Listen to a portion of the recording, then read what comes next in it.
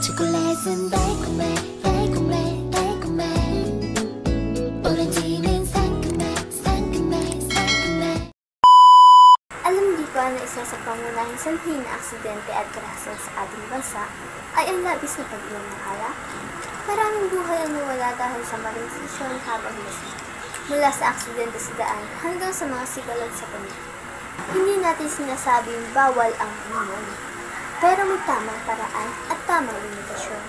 Kung inom ka, siguraduhin mo kaya mo kontrolin ang sarili mo. Huwag kang magmamaneho kapag ikaw ay lasing. Huwag mong hayaang masira ang relasyon mo sa pamilya at sa kaibigan. Dahil sa labis na pag-inom, kasimpleng desisyon na ito ay maaaring magtigtas ng buhay mo at ng iba. Kaya naman, hinihikayat ko kayong lahat na maging responsable. Piliin natin ang ligtas at tamang paraan ng pag-inom.